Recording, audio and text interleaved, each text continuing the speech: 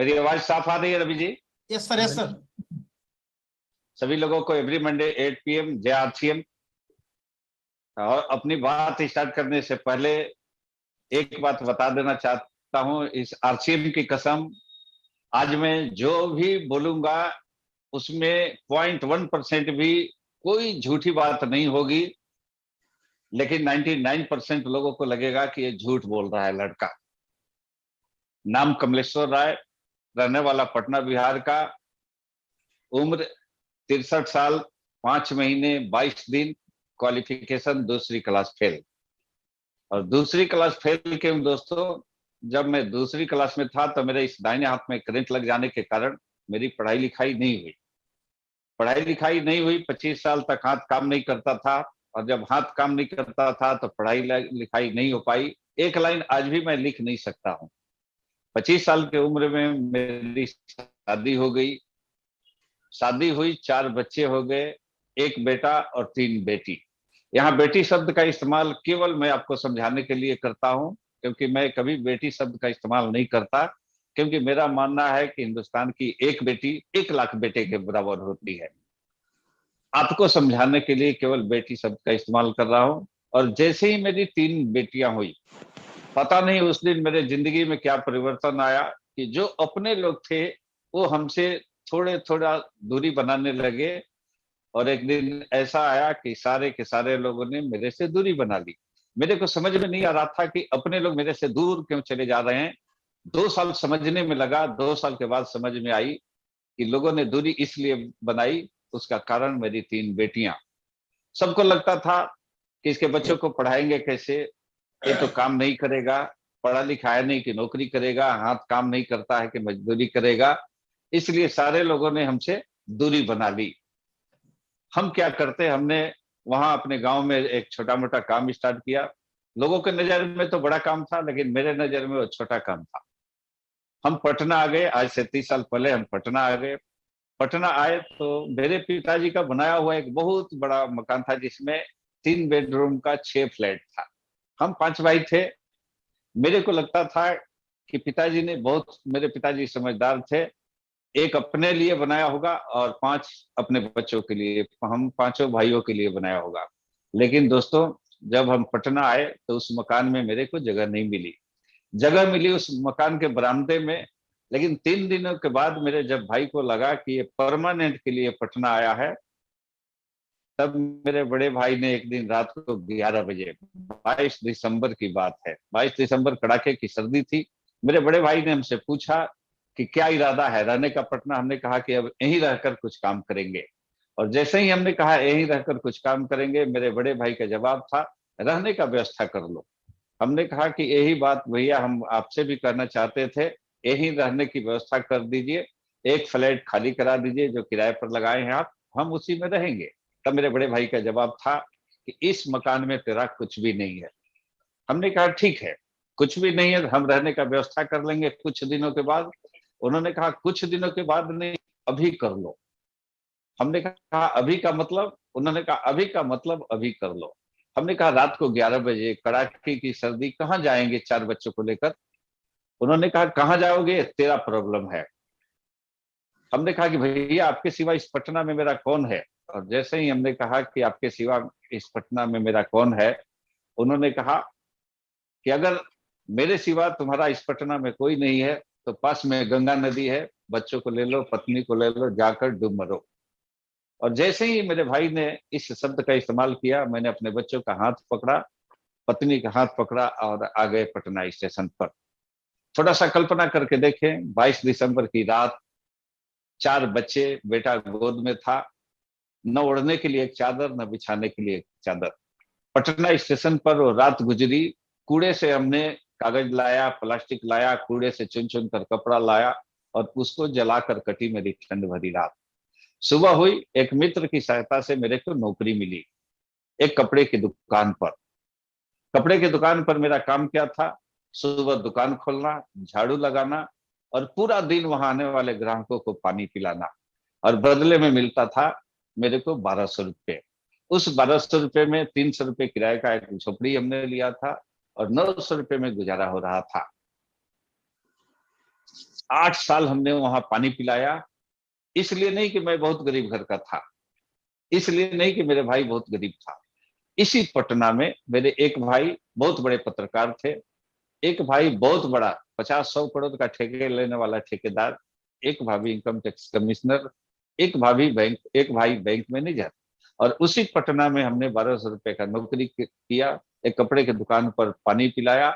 1 साल नहीं, 1 साल, 2 साल, 3 साल, 4 साल, 5 साल, 6 साल, 7 साल। और मेरा तनख्वाह 1200 रुपए का 1200 रहा। जब भी हम कहते थे सेठ से कि मेरा सैलरी थोड़ा सा बढ़ा दो, उसका जवाब होता था कल से मत आना, और हम अगले दिन जाकर खड़े हो जाते थे। दोस्तों, बेटा मेरा थोड़ा सा बड़ा हुआ, और बिना मेरे से पूछे मेरी बड़ी बिटिया और पत्नी ने उसका नाम एक स्कूल में लिखा दिया जहाँ की फीस 15 रुपए थी। और लगातार 3 महीने एक दिन फीस नहीं देने के कारण मेरे बेटे का नाम काट दिया गया। वो डेट था 9 जनवरी 2004 का। मेरे बेटे का नाम काट दिया गया। मैंने स्कूल जाकर प्रिंसिपल का पैर पकड़ा, हाथ पकड़ा, रोया, गिड़गिड़ाया, लेकिन उस प्रिंसिपल ने मेरी बात नहीं सुनी। और उस दिन हमने आत्महत्या करने का निर्णय लिया। मैं वहां से निकला कि अभी जाऊंगा बाजार, एक जहर का पुड़िया लाऊंगा, खुद खाऊंगा, बच्चों को खिलाऊंगा और जीवन लीला समाप्त कर लूंगा। लेकिन जैसे दोस्त बाजार में निकले, हमने पॉकेट में हाथ डाला तो मेरे पॉकेट में 10 रुपए का भी नोट नहीं था। हमने सोचा कि अब घर नहीं जाएंगे 10 रुपया लेने, यही बाजार में किसी से मांग लेंगे। पटना के आईटीओ चौराहे पर, इनकम टैक्स चौराहे पर हम खड़े थे। अचानक मेरे बगल में एक बाइक रुकी, और फिल्मी अंदाज में वह बाइक वाला बोलता है कि आजा मेरे बाइक पर बैठ जा। आवाज जाना पहचाना लगा। उसने हेलमेट उतारी तो देखा हमने कि एक मेरा बहुत पुराना दोस्त पूछता है कि कहाँ थे भाई इतने दिन से। हमने कहा आप कहाँ थे? उन्होंने कहा कि हम तुमको बहुत दिनों से ढूंढ रहे थे। हमने कहा हम भी ढूंढ रहे थे। उसने कहा क्यों ढूंढ रहे थे? हमने कहा पहले हमको 10 रुपए का एक नोट दो, उसके बाद बताएंगे क्यों ढूंढ रहे थे। उसने पर्स निकाला, और पर्स में उसके बहुत सारे पैसे थे। उसने कहा 10 रुपए, 20 रुपए, 50 रुपए, 100 रुपए, 500, जितना लेना है ले लो, लेकिन एक शर्त है। मैंने कहा क्या शर्त है? उसने कहा पहले 2 घंटा समय देना पड़ेगा। हमने कहा 2 घंटे के बदले 4 घंटा ले लो, 8 घंटा ले लो, 8 दिन ले लो, 1 महीना ले लो, मेरे पास बहुत समय है, लेकिन पहले 10 रुपया दे दो। उसने कहा नहीं, पहले 2 घंटा दे दो। हमने कहा करना क्या पड़ेगा? उन्होंने कहा मेरे गाड़ी पर बैठो। उसके गाड़ी पर बैठे, वो ले गया पटना के आईएम में हॉल में, जहां आरसीएम बिजनेस की मीटिंग चल रही थी। उसने मेरे लिए भी टिकट लिया, अपने लिए भी लिया, और जाकर हॉल में बैठाया, और कहा कि यहाँ 2 घंटे बैठो, 2 घंटे के बाद 10 रुपया ले लेना और घर चले जाना। और उस 10 रुपए के लिए हम उस हॉल में बैठ गए। एक व्यक्ति आ रहा था, जा रहा था, उसके लिए लोग ताली बजा रहे थे, म्यूजिक बज रहा था, लोग डांस कर रहे थे। उसके बाद अगला व्यक्ति गया, उसने कहा कि मेरी इनकम 700। 4-5 लोग लाइन में खड़े थे, किसी ने कहा 800, किसी ने कहा 1200, किसी ने कहा 1500। उसके बाद फिर एक व्यक्ति ने कहा, उसके अगले लेवल वाले को बुलाया, किसी ने कहा मेरी इनकम 5000, किसी ने कहा 7000, किसी ने कहा 10,000। हमने अपने दोस्त से कहा कि देखो अगला जाएगा तो इनकम 20,000 बताएगा। और उस व्यक्ति ने फिर बुलाया कि सारे रॉयल्टी चीवर आ जाओ। और उस रॉयल्टी चीवर ने बताना शुरू किया कि पिछले महीने की इनकम 18,000, पिछले महीने की इनकम 22,000, पिछले महीने की इनकम 27,000। और हमने फिर अपने दोस्त से मजाक में कहा कि इसके बाद वाला जाएगा तो देखना 50,000 बताएगा। और वही हुआ। आगे वाले 50,000 बताने लगे, इनकम 60,000 बताने लगे। हमने कहा कि भाई ऐसा तमाशा बहुत देखे हैं, मेरे को 10 रुपया दो, हम जाएं। उन्होंने कहा कि अभी आधे घंटे बीते हैं, अभी 1.5 घंटा बाकी है। और अचानक यही बात कर रहे थे, तब तक अनाउंसमेंट हुआ कि अब इंतजार की घड़ियां समाप्त। अब आप जिसको सुनने आए हैं, भारत में लाखों लोगों की जिंदगी बदलने वाले व्यक्ति अब आपके सामने आ रहे हैं, आपके जोरदार तालियों के बीच। उन्होंने नाम लिया बीसी छाबड़ा जी का। बीसी छाबड़ा जी स्टेज पर जाने लगे। सारे लोग खड़े होकर ताली बजा रहे थे, नाच रहे थे, गा रहे थे, म्यूजिक बज रहा था। इकलौता हम थे जो हॉल में बैठे हुए थे। हम न खड़े हुए, न ताली बजा रहे थे, न डांस कर रहे थे। बीसी छाबड़ा जी बोलना चालू किए, बहुत लोग खुश थे, सारे लोग ताली बजाते थे बार बार। और इकलौता हम थे जो हॉल में बैठे हुए थे। अचानक बीसी छाबड़ा जी के मुंह से निकली कि कोई फर्क नहीं पड़ता कि तुम कौन हो, कोई फर्क नहीं पड़ता कि तू औरत हो कि मर्द, कोई फर्क नहीं पड़ता कि तू गांव के रहने वाले हो कि शहर के, कोई फर्क नहीं पड़ता कि तू पढ़े लिखे हो कि अंगूठा छाप, कोई नहीं फर्क पड़ता कि तू दूसरी फेल हो या एमए पास हो, कोई फर्क नहीं पड़ता कि इसमें भेजा है कि नहीं। तुम्हारे जीवन में फर्क इसलिए पड़ता है कि इसमें कामयाबी का कलेजा है कि नहीं। और जैसे ही बीसी छाबड़ा जी ने बात कही, हमने अपने दोस्त का हाथ पकड़ा और कहा कि भैया इस आदमी से मिला सकते हो क्या। उसने कहा मीटिंग के बाद चलो होटल में मिलाते हैं। बीसी छाबड़ा जी से मिलने होटल में गए। बीसी छाबड़ा जी से कहा हमने कि सर, इस बिजनेस में हम भी कामयाब होना चाहते हैं, हम कामयाब हो सकते हैं क्या।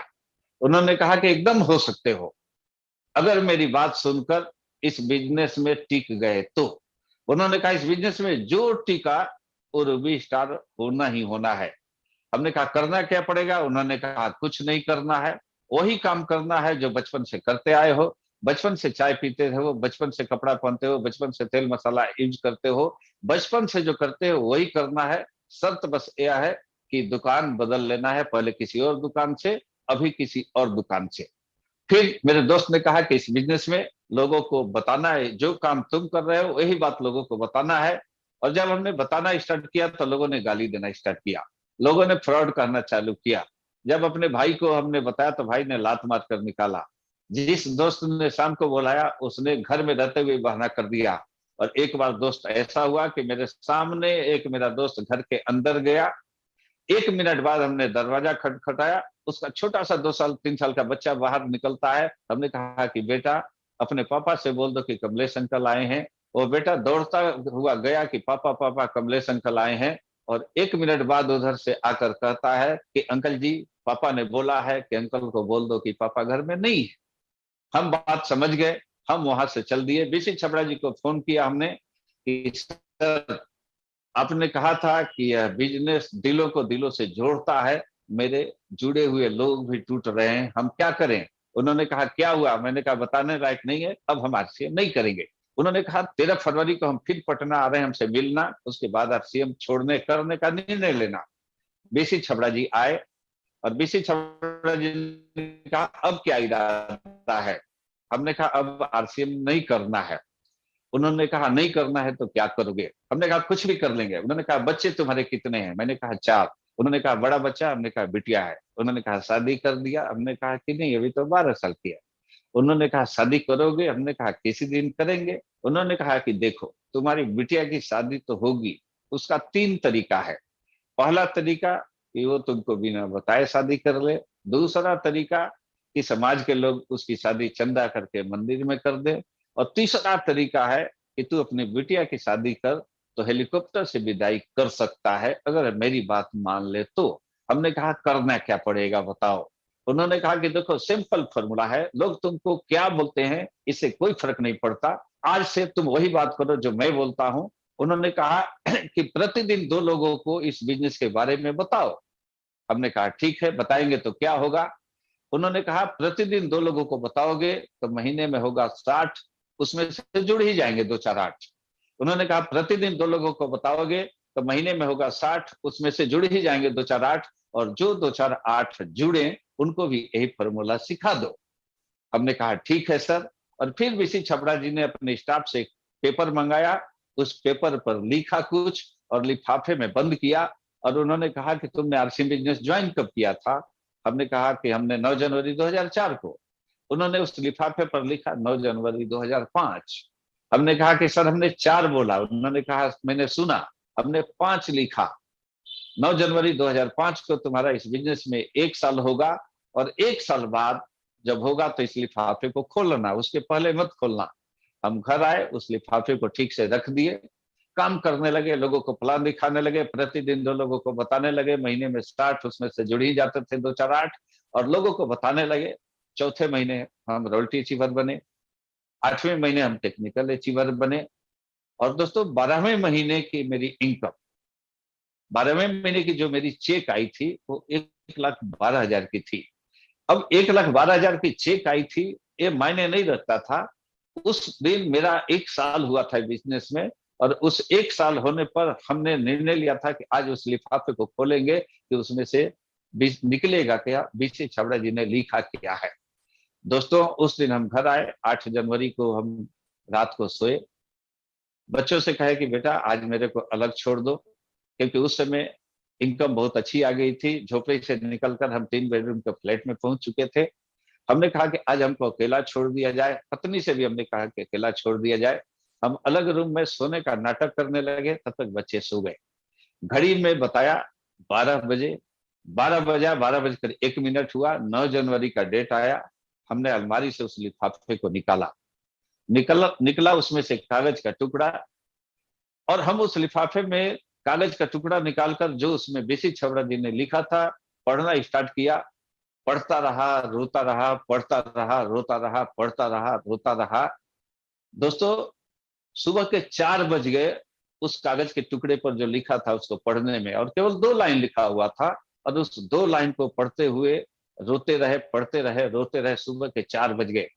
मेरी पत्नी आई, देखी कि रोते हुए, उसने कहा कि अरे पत्थर दिल इंसान, तू तो उस दिन भी नहीं रोया था जिस दिन बच्चा बीमार था, डॉक्टर ने कहा था कि यह दवा लाओ, नहीं तो तुम्हारा बच्चा नहीं बचेगा, और तुम दवा का इंतजाम नहीं कर पाया था, उस दिन भी नहीं रोया था। ये तुम्हारे आंखों में आंसू कैसे? तुम्हारे आंखों में तो आंसू नहीं होना चाहिए, तू तो पत्थर दिल हो। हमने उस कागज के टुकड़े को अपनी पत्नी की तरफ बढ़ाया, और उस कागज के टुकड़े को मेरी पत्नी पढ़ी, पत्नी भी रोने लगी। बच्चे आ गए, बच्चे जग गए कि मम्मी पापा रो क्यों रहे हैं। बच्चे उस कागज के टुकड़े को पढ़े, बच्चे भी हमको पकड़कर रोने लगे। 2 घंटा रोते रह गए, रोते रोते सुबह हो गई। अब आप लोग शायद जानना चाहते होंगे कि बीसी छबड़ा जी ने उस कागज के टुकड़े पर लिखा क्या था। दोस्तों, उस बीसी छबड़ा जी ने उस कागज के टुकड़े पर केवल 2 लाइन लिखा था कि बेटा याद करो आज से 1 साल पहले की बात, बेटा याद करो 1 साल पहले की बात। 1 साल पहले जो लोग तुमको देखकर मुड़ जाते थे, वो सारे लोग आज मुड़ मुड़ कर देख रहे होंगे, मुड़ मुड़ कर देख रहे होंगे, मुड़ मुड़ कर देख रहे होंगे। और दोस्तों, सही में लोग मुड़ मुड़ कर देखते थे। 1200 रुपए का नौकरी करने वाला, जिसकी पहली इनकम 52 रुपए आई थी, और 52 रुपए आई थी तो बीसी छबड़ा जी को हमने खूब गाली दिया था। और बीसी छबड़ा जी ने उस दिन कहा था कि बेटा इस पर जितना जीरो लगाना चाहे लगा सकते हो, अगर तूने अपने अपलाइन की बात मानी तो उस पर 1 जीरो लग जाएगा, अगर तूने सिस्टम को फॉलो अप किया तो उस पर 1 जीरो और लग जाएगा, तुमने ड्रेस सही रखा तो 1 जीरो और लग जाएगा, मीटिंग सेमिनार अटेंड किया तो उस पर 1 जीरो और लग जाएगा। कब वो 52 रुपए 52 हजार में बदलेगा, को वो 52 रुपए 1,52,000 में बदलेगा, और कब वो 52 रुपए 4 लाख 5 लाख में बदल जाएगा, तुम सोच नहीं सकते हो। केवल सिस्टम को फॉलो करो, केवल सिस्टम को फॉलो करो, और एक ऐसा अपलाइन चुनो जिस अपलाइन की बात लक्ष्मण रेखा हो, भगवान का दिया हुआ वरदान हो, वो अपलाइन जैसा कहे वैसा कर दो। हमने गुरुदेव जेके जैन सर को पकड़ा, और हमने कहा कि सर आज से आप जो भी कहेंगे हम करेंगे। जैन सर ने कहा कि 6 बेसिक को फॉलो करो। हमने कहा क्या है 6 बेसिक? उन्होंने 6 बेसिक बताया था कि 6 बेसिक का पहला रूल प्रोडक्ट यूज, 6 बेसिक का दूसरा रूल प्रोडक्ट के बारे में जानकारी लेना और प्रोडक्ट के बारे में जानकारी देना। 6 बेसिक का अगला रूल अपना ड्रेस अप सही रखना। 6 बेसिक का अगला रूल अपने अपलाइन पर विश्वास करना, अपने अपलाइन पर भरोसा करना, अपने अपलाइन की बात मानना। 6 बेसिक का अगला रूल मीटिंग सेमिनार कभी मत मिस करना, कभी मत मिस करना।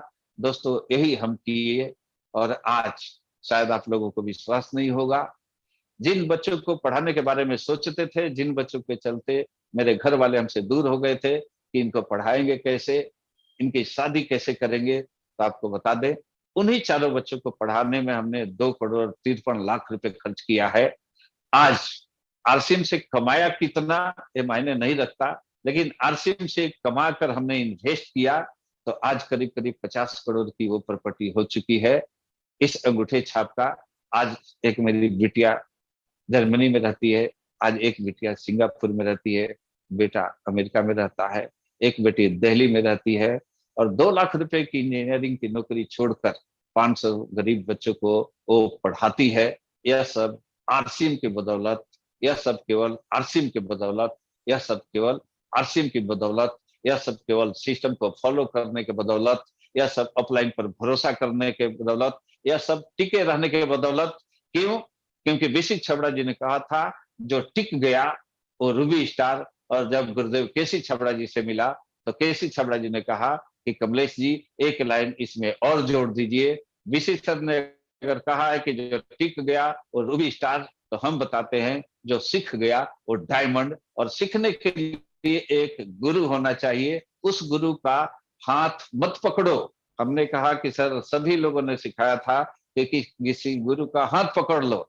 उन्होंने कहा नहीं, किसी गुरु का हाथ पकड़ने से कामयाबी नहीं मिलेगी, अगर वह गुरु तुम्हारा हाथ पकड़ ले तो तुमको कामयाबी मिल जाएगी।